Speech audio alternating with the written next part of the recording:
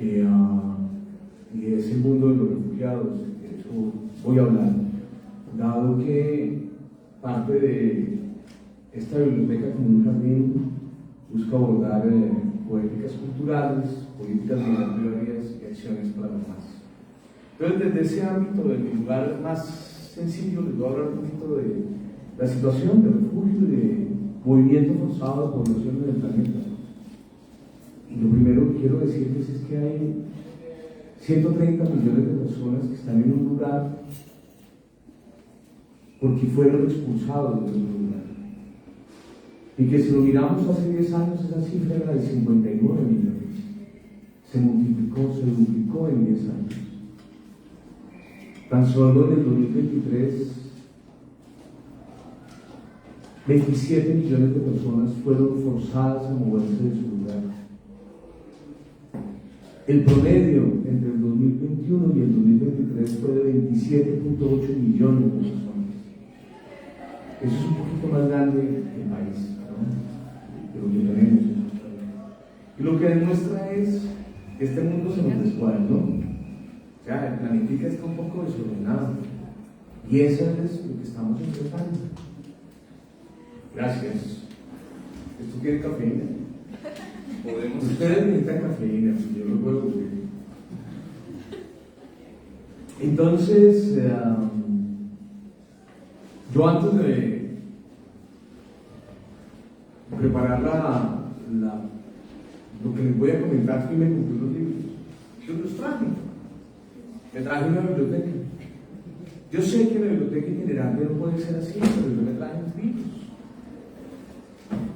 Y tiene una importancia traer mis libros.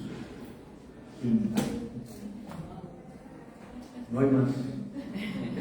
También traje recortes de periódico. Luego los voy a ir ordenando. Lo primero que quiero decirles es que les tengo un poco de envidia. No entiendo qué es la bibliotecología, pero les tengo envidia. A los 11 años yo ordenaba los libros y casi les ponía un rotulito. Este es el número 354 y es del cual quiero hablarles o empezar a hablarles hoy. En esa época, o desde esa época, cargo como todos los lectores unas íntimas bibliotecas clandestinas. Eso tan bonito, por supuesto, no lo dije yo. Eso lo dijo Irene Vallejo en El infinito en un junco. Es como la historia de los libros. Lo dijo 42 años después de que yo empecé a cargar una biblioteca. Y esta biblioteca la construí de una manera especial. Es esa biblioteca narrada por lo que los padres aman en la casa. Ver a mi mamá disfrutando a Dostoyevsky, escuchar a mi papá riéndose con Giovanni Guareche leyendo Don Camilo, viendo a mi mamá leyendo 100 años de soledad con las cumbres borrascosas. Ahí estaba eso.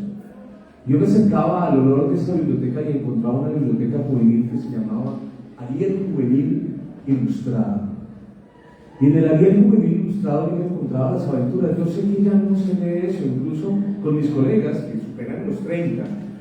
Les pregunté por Julio Verne y se me extrañaban de Julio Verne. Y no les pregunté por Fenwick Cooper, ni por Emilio Salgari, las historias de los corsarios, el tesoro de los incas.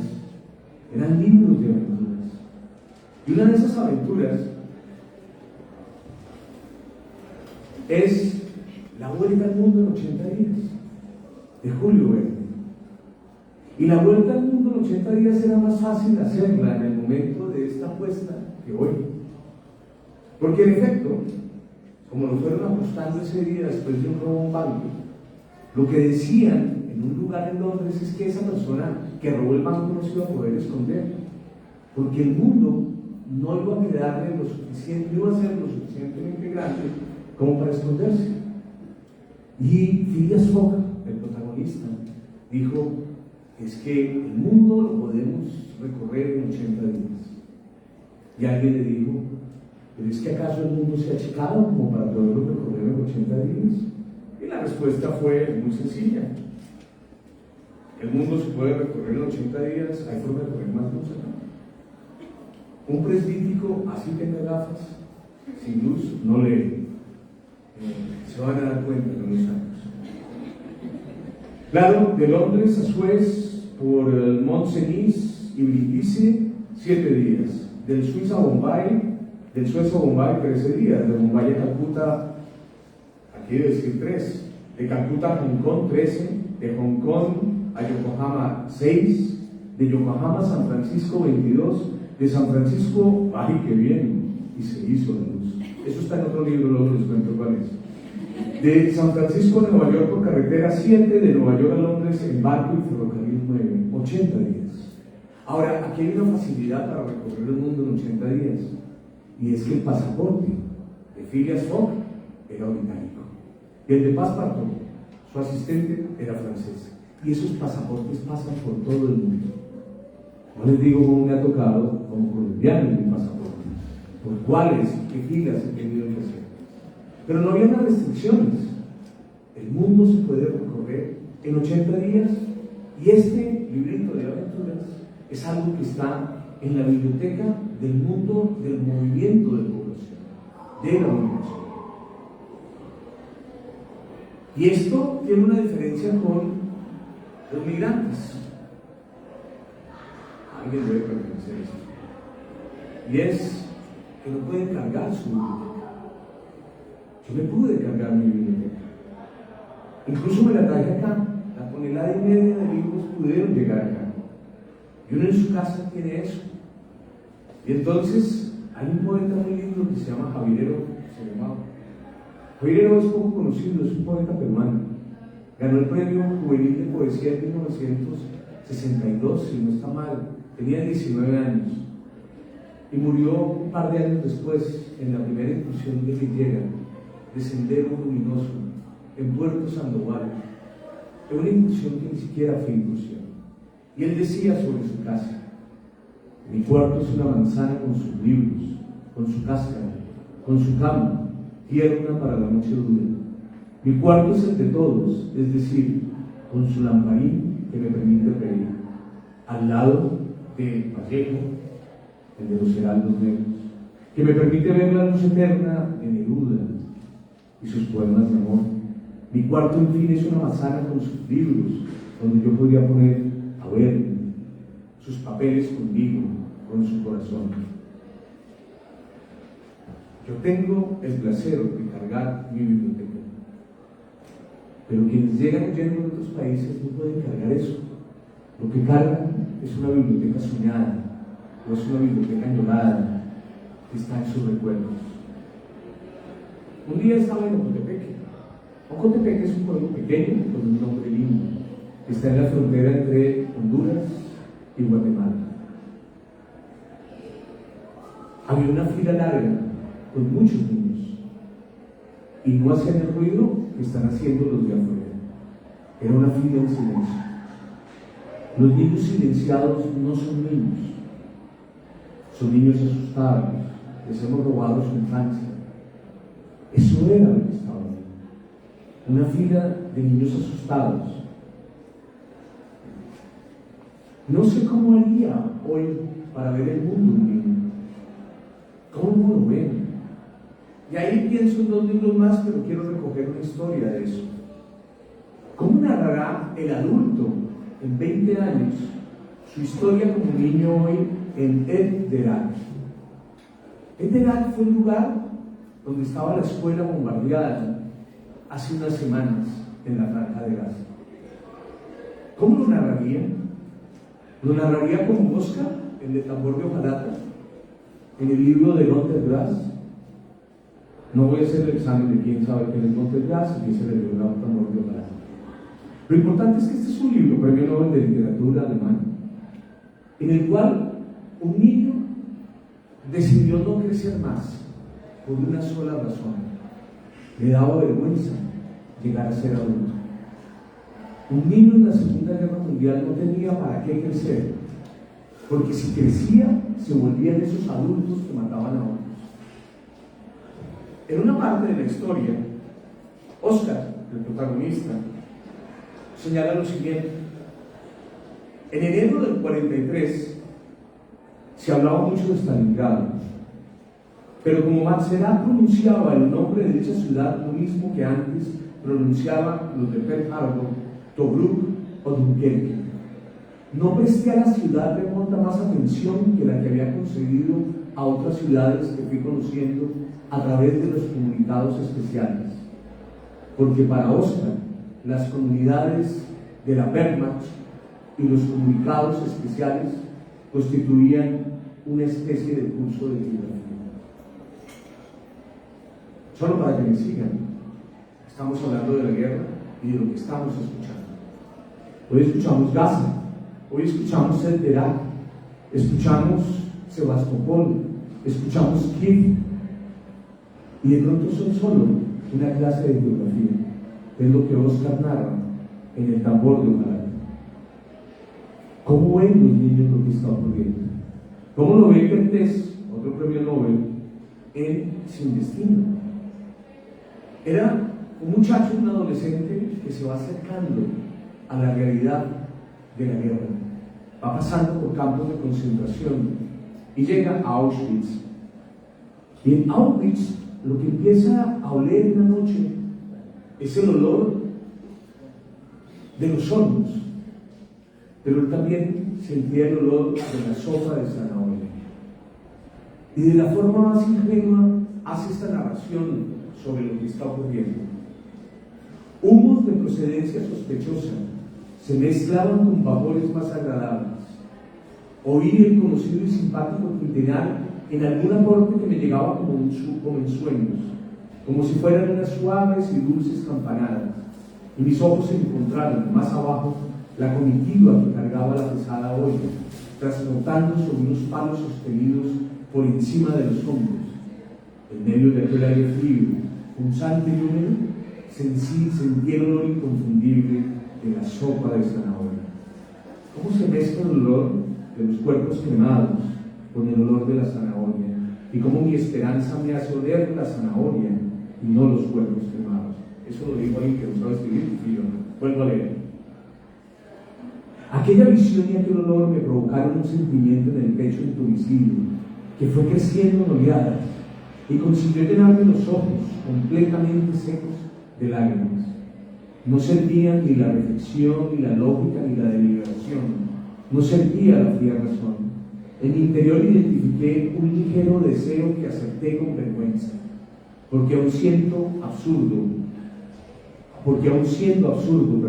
era persistente el deseo de seguir viviendo. Por otro ratito más, en este campo de concentración hermoso.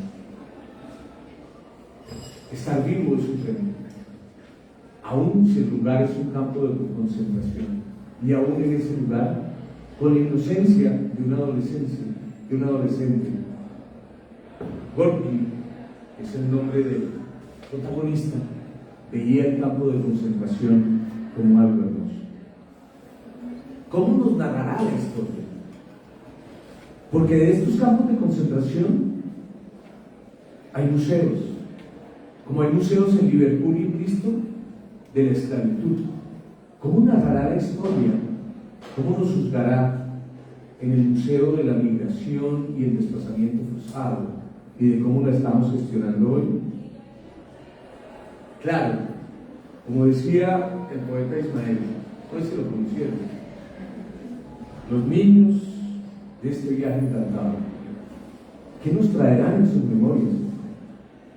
Es lo que estamos recogiendo allí, porque narran eso, lo pintan, lo cantan, traen su casa llorada, la misma casa, pero la pintan a su manera. ¿Cómo ven a su abuela que dejaron hace un tiempo? ¿Cómo recuerdan a su gato o a su perro? Y eso es lo que hacemos cuando trabajamos con niños. Tratar de mantener esa inocencia y recrear la vida. Por eso hay instituciones como la de Expresarte, que trabajamos con el DNI aquí en Costa Rica. Hay un texto que honra a los niños. En este viaje se llama Los Niños Perdidos, de una escritora mexicana que se llama Valeria Liceo, que tiene una novela buenísima que se llama Los Ingables. Valeria estaba en ese momento en su trabajo social en Nueva York para obtener su green card. Estaba en eso. Y entonces en ese trabajo tuvo que hacer entrevistas a los niños que llevaban a Estados Unidos buscando quedarse ahí. Y cuando se aburren me avisan. ¿Todavía no hay? En tu caso te bajo el salario. Está fregada. Hay una parte en la cual ella, recogiendo el por qué viniste a Estados Unidos, dice que recuerda la oración del migrante. Y esto es muy importante. No la recuerda toda y no sé a quién le está orando. Lo cierto es que dice, me la leyó un amigo que estuvo unos días a bordo de la bestia. La bestia, me imagino, lo saben, es ese tren que recorre México, el cual caen y quedan cientos de personas mutiladas, que luego uno se las encuentra en Salvador, Honduras y Guatemala. Los que sobreviven, a los otros ya no los ven. Y decía, no me la aprendí entera, pero sé que empieza más o menos así. Partir es un poco morir. Partir es un poco morir. Llegar nunca es llegar definitivo. Y aunque es cierto que llegar nunca es llegar definitivo, los que llegamos a este país estamos dispuestos a darlo todo, o casi todo, solo por quedarnos. En Estados Unidos, no pueden llamarlo Costa Rica. Quedarse es un fin en sí mismo, no un medio. Quedarte es el mito fundacional de esta sociedad. En eso nos parecemos todos los que llegamos sin importar nuestras condiciones previas y circunstancias actuales. Todos abrevamos en las aguas de ese mito. Los que llegamos aquí empezamos de forma inevitable y quizás irreversible a querer formar parte del teatro de la pertenencia. Vamos desaprendiendo el sistema métrico universal para poder empezar a comprar jamón cocido por libra y no por kilos. Vamos aceptando que la temperatura en que las cosas se congelan no son los 0 grados Celsius, sino los 32 Fahrenheit. Me pregunto si todos acabamos asimilando estas cosas para poder ser asimilados. ¿Cómo desaprendemos cuando llegamos a otro lugar para poder integrarnos a ese al cual estamos llegando? Partir es un poco morir. Llegar nunca es llegar definitivo. La partida es un cuento corto de Kafka. Y es un poco extraño. Ordené que me trajeran mi caballo del establo. El sirviente no entendió mis órdenes. Así que fui al establo yo mismo, le puse silla a mi caballo y lo monté. A la distancia escuché el sonido de una trompeta y le pregunté al sirviente qué significaba. Él no sabía nada, ni escuchó nada. En el portal me detuvo y preguntó, ¿a dónde va el amo? No lo sé, le dije. Simplemente fuera de aquí. Simplemente fuera de aquí. ¿Fuera de aquí nada más? Es la única manera en que puedo alcanzar mi meta. Ah, así que usted conoce su meta, preguntó. Sí, repliqué. Te la acabo de decir. Fuera de aquí. Esa es mi meta. A veces no entendemos por qué la gente sale. A veces no entendemos la partida.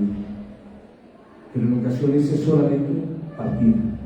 Pero esa partida, lo comparo con una narración, una novela linda de Hanif Kureishi, un escritor indio británico, que narraba las 24 horas antes del divorcio, del día que un hombre iba a dejar su hogar.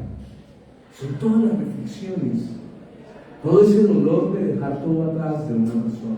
Eso es intimidad. Pero al mismo tiempo Hanif Kureishi estaba escribiendo una novela como El Buda de los suburbios.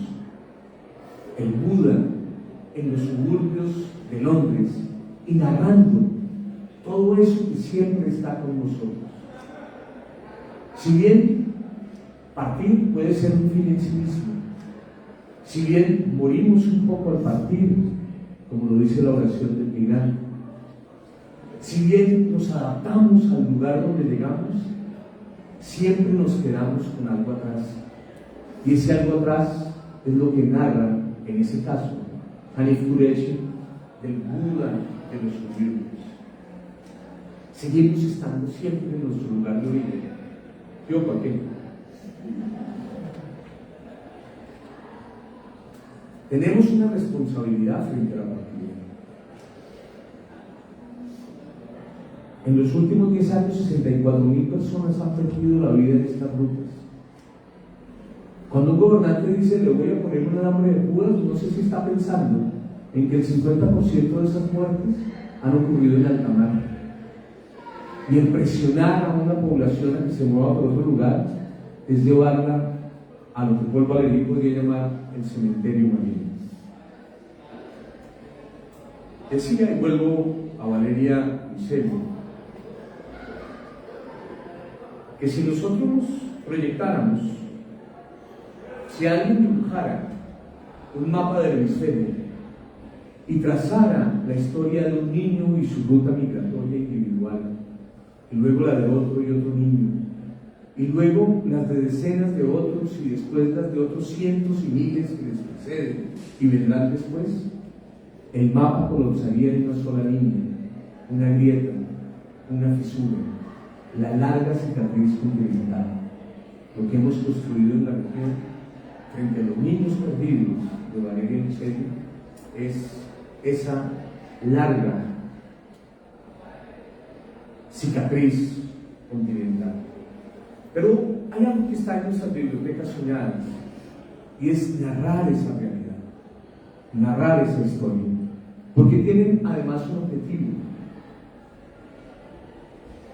Quizá la única manera de empezar a entender estos años tan oscuros para los migrantes que cruzan las fronteras de Centroamérica, México y Estados Unidos sea registrar la mayor cantidad de historias individuales posibles, escucharlas una y otra vez, escribirlas una y otra vez para que no sean olvidadas, para que queden los anales de nuestra historia compartida y en lo hondo de nuestra conciencia, y regresen siempre a perseguirnos en las noches, a llenarnos de espanto y de vergüenza, porque no hay modo de estar al tanto de lo que ocurre en nuestra época, en nuestros países, y no hacer absolutamente nada al respecto, porque no podemos permitir que se siga normalizando el horror y la violencia. Parte de nuestras bibliotecas deben narrar la causa, parte de nuestras bibliotecas deben recoger esa historia. Como decía Chimamanda Ngozi Adichie, esas historias, esas narraciones pueden transformar la realidad, pueden hundir la historia o pueden dignificarla. Ahí estoy cambiando las palabras de Chimamanda, por eso siempre me acordé. Estamos en una época que es el posmodernismo que narraba Marc Aurèle. Él murió hace un poco. Era un sociólogo francés que en el posmodernismo empezó a hablar de los no lugares y señalaba que los no lugares son tanto las instalaciones necesarias para la circulación acelerada de personas y bienes, como los medios de transporte mismos, los grandes centros comerciales, o también los campos de tránsito prolongado donde se estacionan los refugiados del planeta. El no lugar es parte del posmodernismo, pero el no lugar es la realidad de los migrantes y los refugiados. Es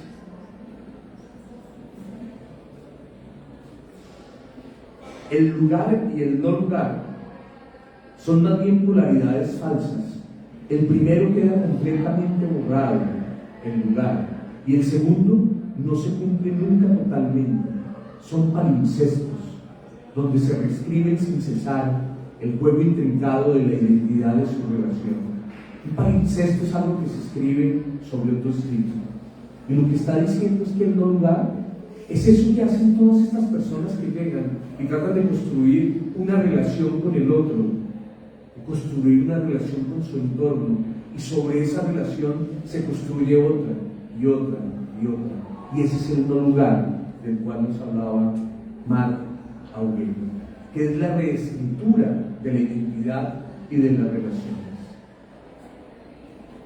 Hace unos días publicaron en La Nación, ustedes conocen este periódico, Una historia buena que se publicó en muchos lados, y es un relato de Sergio Ramírez.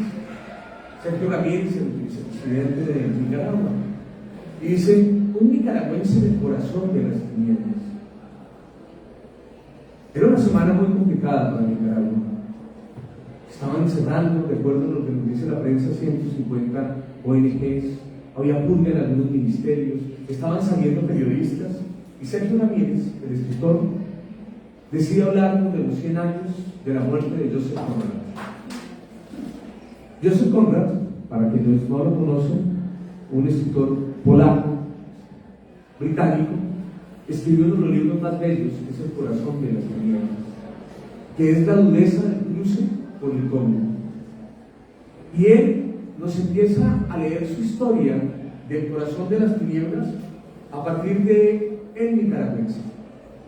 El nicaragüense Agatón Tinoco, nacido en Matagalpa. ¿Esto qué tiene que ver con lo que estoy hablando? Tiene que ver que leemos siempre desde donde venimos. Cualquier cosa que lea Sergio, no se lo he preguntado, nunca he hablado con él, pero supongo que cualquier cosa que lee la lee como nicaragüense. Así que no importa que le quiten su nacionalidad, porque nunca le van a quitar su identidad nicaragüense. Leen con el filtro, leemos con nuestro filtro. No nos pueden quitar lo que somos. La pérdida de nacionalidad nunca significará la pérdida de la identidad. Hace unos días, ya se volvieron todos esto me alegraba. Es una frustración permanente. ¿Qué voy a hacer? Y eso que no soy profe, a ustedes les cuesta mantener. Bien.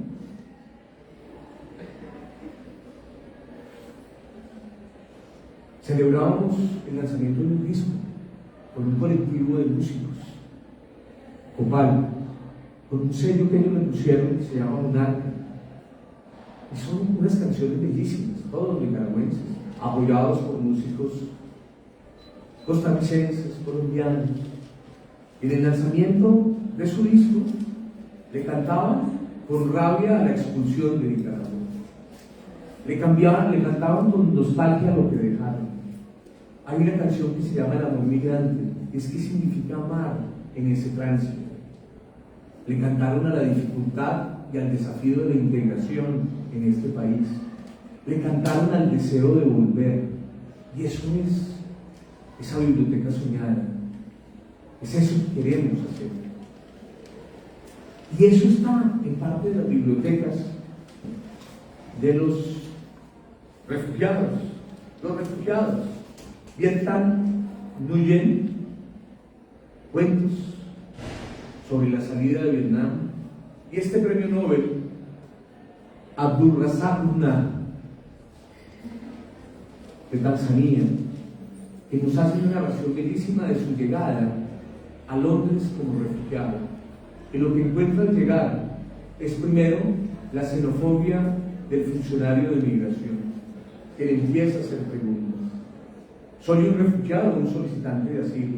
No son palabras huecas, aunque el hábito de oírlas haga que lo parezca. No voy a leer todo el libro tranquilos.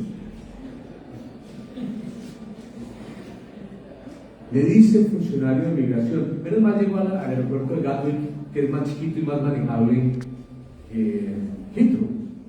Señor Shaban, no lo conozco, ignoro las razones que lo han traído hasta aquí, los gastos que le pueden haber acarreado el viaje y demás, pero lamento mucho comunicarle que voy a tener que negarle la entrada en el Reino Unido. No tiene usted un visado de entrada válido, no posee medios materiales, ni tiene nadie que pueda responder por usted. Y además, no creo que entienda lo que le estoy diciendo, pero debo decírselo de todos modos antes de sellarle el pasaporte. ¿Ha entendido lo que le acabo de decir? No, ya me lo figuraba. Lo siento, pero estas formalidades son obligatorias. Intentaremos buscar a alguien que hable su idioma. Dicho esto, cogió mi pasaporte en busca de una página en blanco y luego cogió un pequeño sello que había dejado sobre la mesa al volver la primera vez. Refugiado, le dije. Asilo. Refugiado, repetí. asilo. Me dedicó una sonrisa esquinada, como si lo estuviera encordiando, y una larga mirada que esta vez la devolví sonriendo abiertamente. Suspiró con gesto hastiado, negó despacio con la cabeza y rió para sus adentros, tal vez divertido por mi sonrisa perpleja. Me hizo sentir como un fastidioso y estúpido detenido que lo hubiese despistado. Es una novela muy linda, Orillas del Mar se llama, que es el lugar donde lo recluyen al llegar al Reino Unido. Y fue con un pasaporte falso. Y el pasaporte falso tenía un nombre. Y el nombre era el del papá, del traductor que le consiguieron para facilitar su permanencia en el Reino Unido. Y la novela avanza en la historia paralela de la historia del papá, aquel, en el nombre del pasaporte y la historia de él. Hay preguntas de migración: ¿y usted qué viene a esta edad? ¿Qué hace un viejo llegando? El sábado, en María Auxiliadora, en el colegio María Auxiliadora, teníamos una jornada de atención. Y estuve hablando con una cubana de 73 años. Y la cubana me decía: salí a los 69, con ese orgullo cubano. Yo no sé, piensa, ¿para qué sales a los 69 años? ¿Cómo vas a reinventar tu vida sola acá, a esta edad? Pues a eso nos lleva la realidad de este planetica descuadernado. Esto que ocurre nos persigue, es como un signo. Y aquí hay una gran contradicción. Y en esa contradicción, en esa biblioteca clandestina, les traigo el cuchillo. El cuchillo es una narración de Salman Rushdie, que fue el escritor de los versos satánicos. El primer elemento es que nos dicen que tenemos libertad de pensamiento. Y él escribió su opinión en los versos satánicos sobre el Corán. Y lo condenaron a muerte. 34 años después, estaba en Pittsburgh, tratando de organizar la ciudad refugio para escritores que oían por su libertad de pensamiento. Y en el momento de estar en la inauguración del evento, una persona se sentó con un cuchillo y lo intentó matar. Y por eso el escritor perdió un ojo. Y lo que está diciendo acá es que empezó a recibir mensajes de solidaridad de todo el planeta. Solamente India, el país donde nací y que ha sido mi mayor inspiración, no encontró palabras que dirigirme. Y como no podía ser menos, hubo voces que manifestaron su contento por lo ocurrido. Y este es el mensaje: si te conviertes en objeto de odio, siempre habrá alguien que te odie. Así había sido en mi caso durante 34 años. Nos persigue la causa de la salida. Y ahí está el elemento más complejo de esto, con lo cual voy a hablar las siguientes 2 horas. Y es de dónde viene el odio y cómo lo construimos. Y eso que tiene que ver con la paz, que tiene que ver con la cultura, que tiene que ver con la transformación del planeta. Y es que el elemento más complejo de lo que hemos creado es la idea de que somos desiguales entre nosotros. Hace unos días, en el evento precisamente contra el odio, compartía un mensaje que lo acabo de borrar y no sé dónde está. Decía: nunca como ahora debemos reconocernos como iguales. Pese a lo inhumano, a los humanos nos encanta diferenciarnos de otros. Desde niños nos enseñan a establecer categorías. Aquí podríamos decir los ticos, los nicas. La xenofobia, el racismo, la discriminación son un mal global, como el discurso del odio que de allí deriva y del cual no podemos contagiarnos. Dice Wolpe, en este libro, que es una categoría extraña, no es novela, no es ensayo, es una mezcla que se llama el examen de mi padre, que lo peor que nos está ocurriendo en el planeta es la gran plaga de nuestro tiempo, es la discriminación y la xenofobia. Derivan de este malentendido utilizado por líderes sin escrúpulos, esa voluntad de separar el nosotros de ellos, los de aquí de los de allá, los civilizados de los bárbaros, los buenos de los malos. Ninguna excusa más efectiva para empalmazar a un grupo humano en torno a una causa o una identidad que la exaltación del idioma, el color de la piel, la religión, esos rasgos mínimos que nos separan de nuestros vecinos. Esto es el origen del discurso del odio. Primero, entender que alguien es distinto. Segundo, considerar que ese distinto es una amenaza para mí. Y tercero, considerar a ese distinto un sujeto de un derecho inferior al que yo tengo. Y por eso puedo tratarlo como una categoría de subhumano en términos de derechos humanos. De ahí viene. Hay una filósofa alemana, Karin Emke, que tiene un texto bellísimo que se llama Contra el odio. En el 2016 y 2017, y esto es lo único, es una de las cosas que nos deja en esa biblioteca clandestina, la crisis de refugiados de Europa. La crisis de refugiados de Europa generó una corriente de pensamiento fuertísima, en donde hablamos de esto. Zizek, la nueva lucha de clases y refugiados del terror. Zygmunt Bauman, extraños llamando a la puerta. Adela Cortina, la aporofobia. Emke y Contra el odio. Las políticas migratorias son políticas restrictivas, basadas en el temor frente al extraño, en el temor frente al otro. El mantener ese discurso y no reconocernos como iguales está generando una carga para la sostenibilidad de nuestras sociedades. Porque querámoslo o no, nuestras sociedades se van a combinar de manera masiva y creciente con otras culturas. Si nosotros no nos pensamos como iguales, lo que vamos a tener en esa mezcla es un choque entre culturas en espacios tan pequeños como este. Así hay unos lugares alejados, como señalabas hace un rato.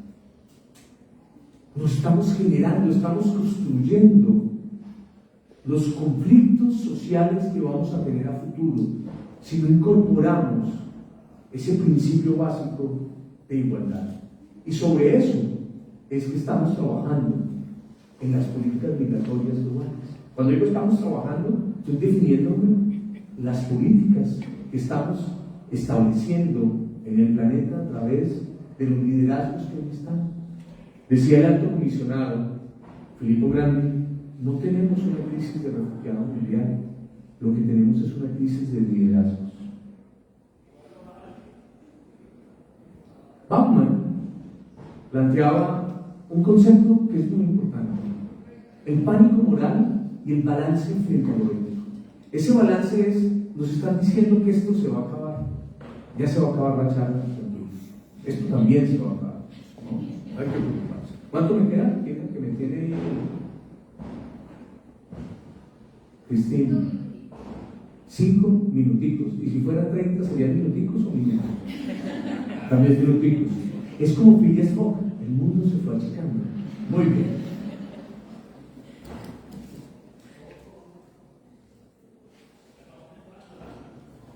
Bauman habla de un término que es difícil de pronunciar: adiaforización.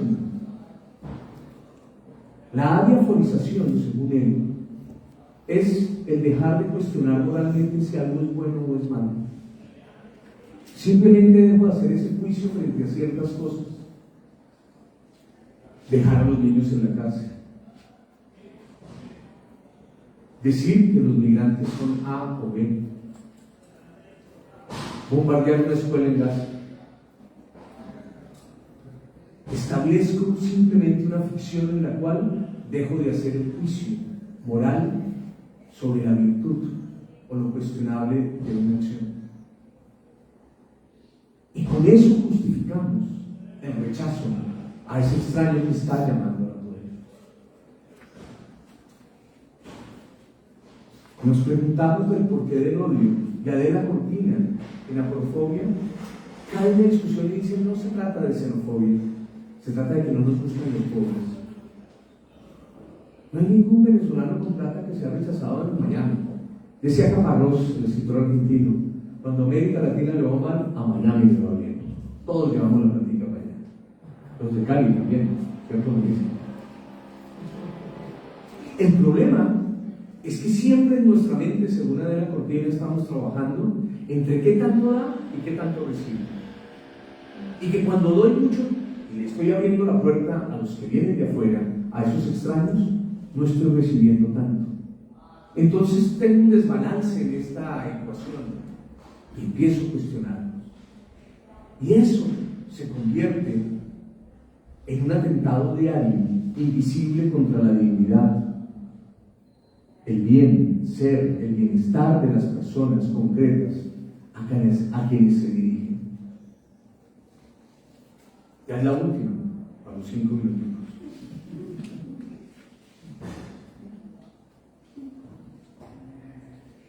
Tenemos que entender el mundo que hoy tenemos. Decía Zizek, este mundo tenemos que entenderlo con esta lección. Es que la humanidad debería prepararse para vivir de manera más nómada y plástica. Los cambios locales o globales en el entorno podrían imponer la necesidad de insólitas transformaciones sociales y movimientos de población a gran escala. Todos estamos más o menos arraigados en un mundo de vida concreto y tenemos todo el derecho de protegerlo, pero podría darse alguna contingencia histórica que de repente nos subiera a una situación en la que nos viéramos obligados a reinventar las coordenadas básicas de nuestro modo de vida. Tenemos que entender que no tenemos que defender a ultranza la cultura que tenemos, sino que tenemos que entender hoy que de ese modelo sedentario estamos moviéndonos hacia un modelo más nómada, en que tenemos que facilitar la integración y la mezcla entre diversas culturas. Ahí están muchas de las claves. Y en todas esas claves aparece la educación. ¿Qué es lo que tenemos que transmitir? ¿Qué deberíamos transmitir en eso que ustedes trabajan? Que esos que llegan no son extraños, que no son distintos a nosotros, que no tienen por qué sentirse culpables, que sus padres no lo hicieron mal, que aportan, que son bien recibidos, que no son rechazados, que podemos construir un mundo entre todos. Y ese es el valor de la biblioteca y del trabajo allí. Tomé las notas de las poetisas y el poeta que me antecedieron. Cada sonrisa, es que no entiendo la letra, se convierte en una semilla de esperanza. ¿Dónde está la esperanza en esto? Decía Caparrós, si el futuro no es esperanza, es amenaza. Decía Galeano, hace muchos años, si no hay esperanza, tenemos que generarla. Tenemos que construir eso. Tenemos que hacer una narrativa distinta. Tenemos que construir en términos de Adela Cortina una civilidad ética. En esos espacios en los que el derecho y la norma no llegan, tenemos que construir otro tipo de ética colectiva, esa ética cívica. Decía Bauman, la crisis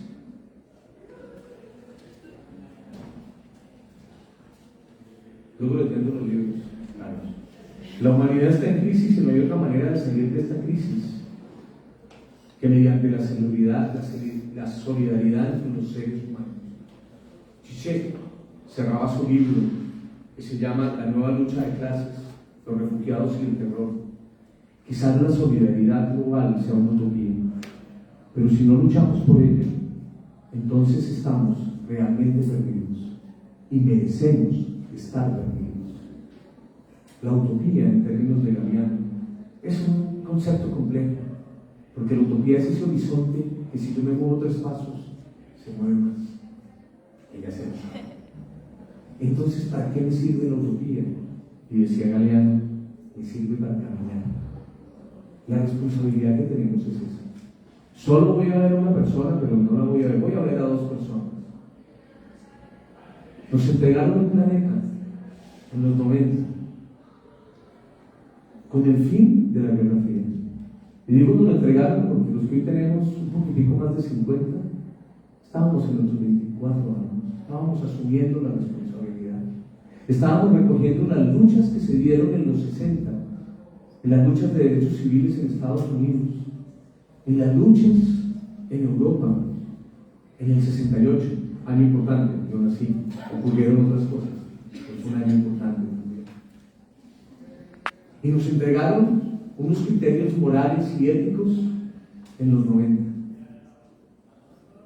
Y hoy estamos entregando a el trío fantástico, Adriana, María Inés,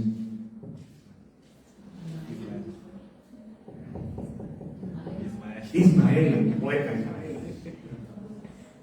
Esa responsabilidad y ustedes la tienen de aquí en adelante con esos niños de las niñas. Ese diálogo intergeneracional es fundamental y es la responsabilidad que tenemos. Obviamente que estos libros no son los que le vamos a leer a los niños. Esta es mi biblioteca cargada. La biblioteca soñada es la que le vamos a permitir a esos niños. Cómo recrean, cómo vuelven y sonríen, cómo esa sonrisa es esperanza. Y en efecto tiene que ser esperanza. Y con eso me enseñaron en este país que para culminar uno dice, eso es el niño.